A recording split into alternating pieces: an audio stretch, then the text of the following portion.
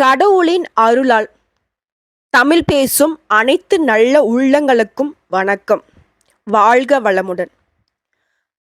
இப்போ வந்திருக்கக்கூடிய குரு பெயர்ச்சி 12 ஆண்டுகளுக்கு பிறகு மேஷ ராசியில இருந்து ரிஷபராசிக்கு மாறி இருக்கிறாரு. இதன் காரணமா நமக்கு எந்தெந்த மாதிரியான அற்புதமான பலன்கள் நிகழப்போகுது அப்படிங்கிறத நம்ம சேனல்ல ஆல்ரெடி பதிவு பண்ணியிருக்கோம். பார்த்துருந்தீங்க அப்படின்னாக்க நன்றிங்க. பார்க்காத அன்பர்களாக இருந்தீங்கன்னாக்க சேனலில் வீடியோஸ் இருக்குது, நிச்சயமாக பார்த்து இந்த குரு பயிற்சி உங்களுக்கு இந்த மாதிரியான அற்புதமான பலன்களை கொடுத்துருக்குங்கிறத தெரிஞ்சுக்கோங்க. சரிங்க, அது ஒரு பக்கம் இருக்கட்டும். இந்த மாதத்துடைய தொடக்கத்தில் 1ஆம் தேதியே நடந்திருக்கக்கூடிய இந்த குரு பயிற்சி ஒரு பக்கம் இருந்தாலும் இந்த மாதத்தில் இன்னும் சில கிரக பயிற்சிகள் நடைபெற போகுதுங்க.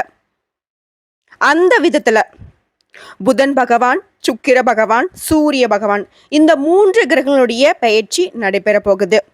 இவர்களுடைய பெயர்ச்சி பொதுவா நம்மளுடைய எல்லாருக்குமே குடும்பம், தொழில், வியாபாரம் இதை எல்லாத்தையும் மாற்றக்கூடிய அமைப்பு இவங்களுக்கு இருக்குங்க. இதன் காரணமா யாருக்கெல்லாம் அதிர்ஷ்டமான பலன் கிடைக்க போகுது அதை தெளிவா தெரிஞ்சுக்கலாங்க. அதுக்கு முன்னாடி இந்த மே மாதத்துல 3 கிரக பயிற்சி நடக்க போகுதுன்னு நான் சொன்னேன். அது எந்தெந்த தேதியில எந்தெந்த கிரகங்கள் பயிற்சி ஆகுறாங்க அதையும் தெளிவா பார்க்கலாங்களா? மே மாதத்துடைய முதல் நாளாக இருக்கக்கூடிய மே 1ஆம் தேதி குரு பகவான் மேஷ ராசியிலிருந்து ரிஷப ராசிக்கு பயிற்சி அடைஞ்சிட்டாரு. அடுத்ததா வரக்கூடிய மே மாதம் 10ஆம் தேதி மேஷ ராசிக்கு புதன் பகவான் பயிற்சி ஆகிறாரு. அடுத்ததான் மே 14ஆம் தேதி சூரிய பகவான் மேஷத்துல இருந்து ரிஷபத்துக்கு மாற போறாரு. இவரை தொடர்ந்து மே 19ஆம் தேதி ரிஷபத்திற்கு சுக்கிர பகவான் பயிற்சியாகி, அவர் ஆல்ரெடி பார்த்தீங்கன்னாக்கா சுக்கிர பகவான் தான் ரிஷபராசிக்கு அதிபதி இல்லையா? ஸோ அவர் பார்த்தீங்கன்னாக்கா அவருடைய இடத்துக்கு அதிபதியாக சஞ்சரிக்க இருக்காருங்க.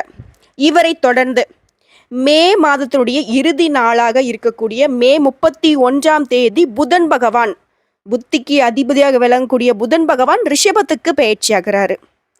இந்த கிரகங்களுடைய பயிற்சினால எந்தெந்த ராசிக்கு அதிர்ஷ்டம் ஜொலிக்கும் அப்படிங்கிறத தெளிவா பார்க்கலாம். அந்த வகையில சிம்ம ராசிக்காரர்களுக்கு இந்த மாதம் வளர்ச்சி மிகுந்த மாதமாக திகழ போகுதுங்க. பொருளாதாரத்தை வச்சு பார்க்குறப்ப கூட நீங்க எதிர்பார்த்த அளவிற்கு பண வரவு ஏற்பட போகுதுங்க. குடும்ப வாழ்க்கையில சில பிரச்சனைகள் ஏற்பட வாய்ப்பு இருக்குது. இருந்தாலும் நீங்க விட்டு கொடுத்து செல்வதன் மூலம் அந்த பிரச்சனைகள்ல இருந்து தப்பித்து கொள்ளலாங்க. புதிதாக எந்த ஒரு பொருளையும் வாங்காமல் தள்ளி போடுவது ரொம்பவே நல்லது. ஏன்னா ஒரு பொருளை நம்ம வாங்கணும் அப்படின்னாக்க ஒன்று கடன் வாங்கணும், இல்லை கையிருப்பில் வச்சிருக்கக்கூடிய சேமிப்பை கரைச்சி தான் வாங்க வேண்டியது இருக்கும். ஆனால் கையிருப்பு அப்படிங்கிறது நம்மளுடைய எதிர்கால தேவைக்காக வச்சிருக்கோம், ஏன்னா அவசர உதவிக்காண்டி வச்சிருப்போம். ஸோ அதை நம்ம பொருள் வாங்கிட்டோம் அப்படின்னா அது நமக்கு நல்லதா கெட்டதாங்க? நீங்களே யோசிச்சு சொல்லுங்க பார்க்கலாம். கைக்கு மீறின ஒரு பணவரவு வருதுனாக்க உங்களுக்கு தேவையான புதுசாக பொருள் ஏதாவது வாங்கலாம், ஓகேங்களா? ஸோ அந்த வகையில் தான் நான் சொல்கிறேன், ஏதாவது புதுசாக பொருள் வாங்கணும் அப்படின்னாக்க 1க்கு 2 முறை யோசிங்க. இது தேவைதானா, இது இல்லாமலும் நம்மளால் வாழ்க்கையை நடத்த முடியுமா அப்படின்னு யோசித்து முடிவெடுத்து வாங்குவது ரொம்பவே நல்லது. அடுத்ததான் முக்கியமாக ஏதாவது முடிவு எடுக்கிறீங்க அப்படின்னா நிறைய பேர்கிட்ட ஆலோசனை பெற்று அதற்கப்புறமா நீங்கள் முடிவெடுப்பது ரொம்பவே நல்லது. முக்கியமாக வீட்டில் இருக்கக்கூடிய பெரியவங்க கிட்ட. அடுத்தா வேலையை பொறுத்த வரைக்கும் வேலை சுமை அதிகமாக இருக்குங்க. யாரையும் நம்பி உங்களுடைய வேலையை ஒப்படைக்காமல் நீங்களே செய்யறது உங்களுக்கு நன்மையை தரும். ஒருவேளை ஏதாவது சூழ்நிலை காரணமா உங்களுடைய வேலையை மற்றவங்க கிட்ட ஒப்படைக்கிறீங்க, சார் இது கொஞ்சம் செஞ்சிருங்களேன், மேடம் இது கொஞ்சம் செஞ்சிருங்களேன், இல்லை வாலண்டியரா அவங்களே ஏன் ரொம்ப கஷ்டப்படுறீங்க, கொடுங்களேன் உங்களோட வேலையை நான் கொஞ்சம் பார்க்குறேன், இந்த மாதிரி ஏதாவது நடந்துருச்சு அப்படின்னா இத்தனை நாட்களாக நீங்கள் வாங்கி வச்சிருந்த நன்மதிப்பு எல்லாமே வேலையில் கெட்டு போகும். புரியுதுங்களா? அது மட்டும் கிடையாதுங்க, உங்களுடைய உயர் அதிகாரிகள்கிட்டையும் தேவையில்லாம உங்க பேரை கெடுக்கிறதுக்கான வேலையை அவங்க பார்த்து வச்சிருப்பாங்க. ஸோ இப்போ யோசிச்சு சொல்லுங்க பார்க்கலாம், உங்களுடைய வேலையை நீங்களே செய்யறது உத்தமமா இல்லை மற்றவங்க கிட்ட ஒப்படைக்கிறது உத்தமமா அப்படின்னு. முடிஞ்ச அளவுக்கு அடுத்தவங்களுடைய ஈடுபாடே இல்லாமல் பார்த்துக்கோங்க. உங்கள் வேலையில் கண்ணும் கருத்துமா இருங்க. முக்கியமாக ஏதாவது அரசாங்க உத்தியோகத்தில் இருக்கக்கூடியவங்க அரசு சம்மந்தப்பட்ட ஃபைல்களை கையாளுறீங்க அப்படின்னாக்கா அதில் ரொம்பவே கவனமாக இருங்க. புரியுதுங்களா? ஏன்னா வேலை நிமித்தம் காரணமாகவே நிறைய கண் திருஷ்டிகள் உங்களை சுத்திக்கிட்டு இருக்கு. இந்த விஷயம் உண்மைதான சிம்ம ராசி அன்பர்களே. அடுத்ததான் சொந்தமா தொழில் செய்யக்கூடிய சிம்ம ராசி அன்பர்களை பொறுத்த வரைக்கும் நீங்க எதிர்பார்த்த அளவிற்கு லாபம் கிடைப்பது சற்று சிரமமாக தான் இருக்கும். நீங்க எதிர்பார்த்த அளவுக்கு தான் சொன்னேன்.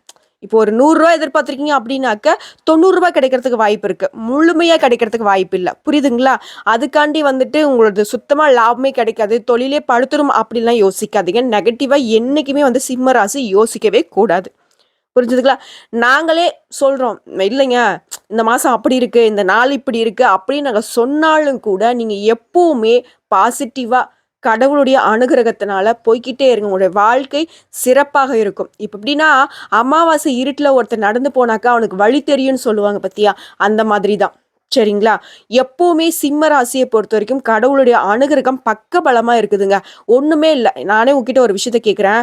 எவ்வளோ நாட்கள் எவ்வளோ பெரிய பிரச்சனை எல்லாம் தாண்டி வந்திருப்பீங்க, தாண்டி வரதானா செஞ்சீங்க, அப்படியே ஓஞ்சி போயிடல. ஸோ அந்த விதத்தில் தாங்க சொல்றேன். அடுத்ததா இந்த மாசத்தை பொறுத்த வரைக்கும் புதுசா ஏதாவது முதலீடு செய்யறத தவிர்ப்பது ரொம்பவே நல்லது. மேலும் இந்த மாதம் வந்து பார்த்தீங்கன்னாக்கா தொழில் ரீதியா ஏதாவது புதுசா விரிவுபடுத்துறது, முதலீடு பண்றது, இல்ல கூட்டு தொழில் செய்யறது, இந்த மாதிரி புதிய முயற்சிகள் எதுவும் செய்யாம வழக்கமா இருக்கக்கூடிய தொழிலை செஞ்சீங்கன்னாக்கா சிறப்பான மாதமா இருக்கும்.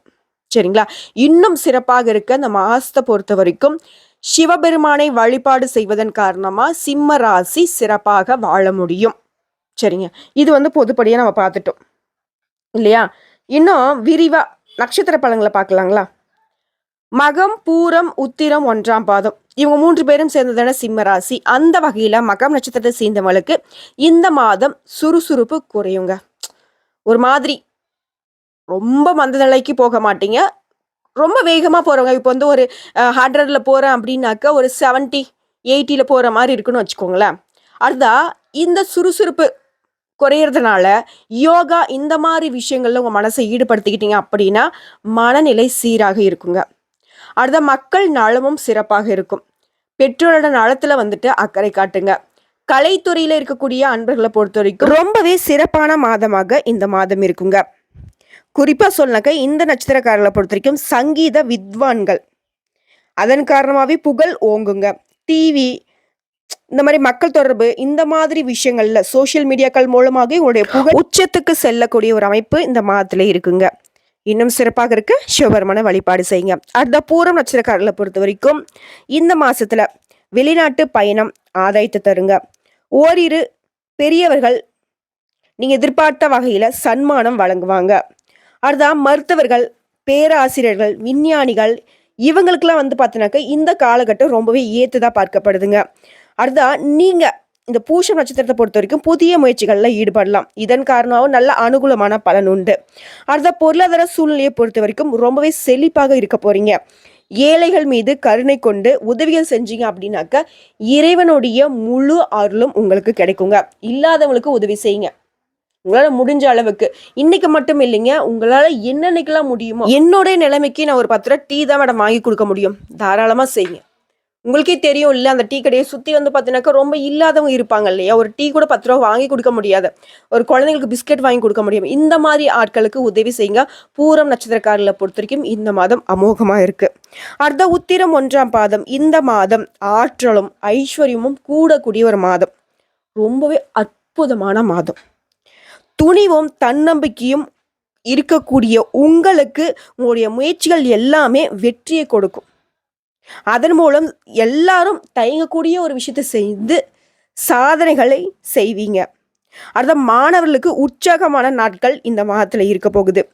வேலை மாற்றம் சம்பந்தமான விஷயங்கள்ல அனுகூலமான பலன் உண்டுங்க. அடுத்த ஊதிய உயர்வுடன் கூடிய பணிமாற்றம் உண்டு இந்த உத்திரம் 1ஆம் பாதம் நட்சத்திரக்காரர்களுக்கு. ஒருவேளை வெளிநாட்டில் பணிபுரியக்கூடிய அன்பர்களாக இருந்தீங்கன்னாக்கா உங்களுக்கு அரசு அனுகூலம் உண்டுங்க. அடுத்து சொந்தமாக தொழில் செய்யக்கூடிய வியாபாரிகளுக்கு புதிய திட்டங்களை செயல்படுத்தி கொள்வதன் மூலம் புதிய புதிய வாய்ப்புகளை நீங்களே உருவாக்கி தொழிலை அடுத்த லெவலுக்கு கொண்டு போக போறீங்க. அடுத்தவர்கள் எல்லாமே வாய் மீது விரல் வைத்து உங்களை அண்ணாந்து பார்க்கக்கூடிய அளவுக்கு தொழிலில் நல்ல அசுர வளர்ச்சி பெற போறீங்க.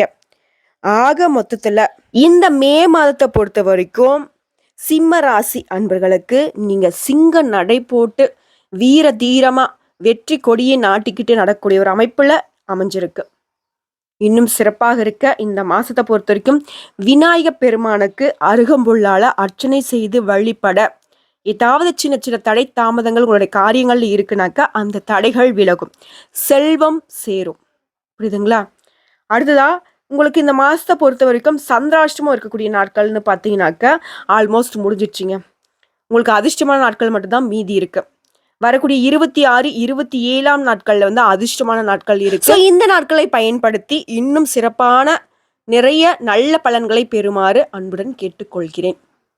மேடம், நிறைய நல்ல விஷயம் சொல்லியிருக்கீங்க. அதெல்லாம் நடக்குமா? நிச்சயமா நடக்கும். கேட்கும் போதே ஒரு மாதிரி ஆனந்தமா தான் இருக்கு. நடந்தா சரிதான் மேடம். ஏன்னா ரொம்ப கஷ்டப்பட்டுட்டேன். ஜனவரில இருந்தே வந்து பார்த்தீங்கன்னாக்க நிறைய எதிர்பார்த்துட்டு இருக்கேன். என்னோட வாழ்க்கை இன்னைக்கு மாறுமா, நாளைக்கு மாறுமா அப்படின்னு. யாரும் எனக்கு கை கொடுத்து தூக்கி விட ஆட்கள் இல்லை மேடம். என்னுடைய சொந்த முயற்சியில விழுந்து எழுந்து நின்றுட்டு இருக்கேன். அப்படியே கஷ்டப்பட்டு குடும்பத்தை காப்பாத்துறதுக்கு ஏஞ்சி நின்னாலும் பரவாயில்லடா, கஷ்டப்பட்டு நம்ம குடும்பத்தை காப்பாத்துறான்ட்டு பெத்தவங்களும் சரி, கூட பிறந்தவங்களும் சரி, கட்டிக்கிட்டவங்களும் சரி, நான் பெத்த பிள்ளைகளும் சரி, என்னோட உழைப்புக்கு சரியான ஒரு மதிப்பு மரியாதை கூட இல்லை மேடம். எவ்வளோ கஷ்டம் என்னோட உடம்புல கூட இருக்கு. என்னோட ஆரோக்கியம் எவ்வளோ பாதிக்கப்பட்டிருக்கு தெரியுமா மேடம்? நான் அதெல்லாம் சகிச்சுக்கிட்டு குடும்பத்துக்காண்டி ஓடிக்கிட்டு இருக்கேன். ஆனால் ஒரு பிரயோஜனமே இல்லாத மாதிரி தோணுது மேடம். சில சமயங்களில் என்னடா வாழ்க்கை எல்லாத்தையும் விட்டுட்டு போயிடலான்னு தோணுது. அடுத்த நொடியே வந்து பார்த்தோன்னாக்கா பின்னாடி திரும்பி பார்த்தா நம்ம இல்லை அப்படின்னாக்கா நம்ம குடும்பம் எந்த மாதிரி நிலை குலைஞ்சு போகுமோன்னு சொல்லிட்டு யோசிச்சு அப்படியே திரும்பி நிற்கிறேன் மேடம். நீங்கள் என்னமோ சொல்கிறீங்க சிங்கம், சிம்மம் அப்படி இப்படின்னு கோபம், தாபம், பயங்கரமான கோபம் வரதான் செய்யுது மேடம். ஆனால் இப்போ என்னால் காட்ட முடியல. அவ்வளோ ஆத்திரங்கள் வருது. சிங்கம்ன்ற கண்டிப்பாக நான் ஒத்துக்கிறேன் மேடம். என்னோட கர்ஜனைக்கு வந்து பார்த்தீங்கன்னாக்கா ஒரு காட்டு காட்டுனா போதும், என்னோட குடும்பமே சுக்கு நூறாயிடும். ஏன்னா அந்த அளவுக்கு அவங்க என்னை வந்து புரிஞ்சுக்காம நடந்துக்கிட்டு இருக்காங்க. சுற்றி இருக்கிறவங்களும் அப்படிதான். ஒரு சிங்கம் அப்படின்ற ஒரு தோற்றமே இல்லாமல் வாழ்ந்துட்டு இருக்கேன் மேடம். நான் இருந்த ஒரு காலத்தில் வேற மாதிரி இருந்தேன். ஆனால் இப்போ அந்த ஒரு அமைப்பு இல்லை. நீங்கள் சொல்லும் போது எனக்கு பழைய ஞாபகங்கள் வருதா? ஆமாம், நம்ம அப்படி தானே இருந்தோம் அப்படின்னு.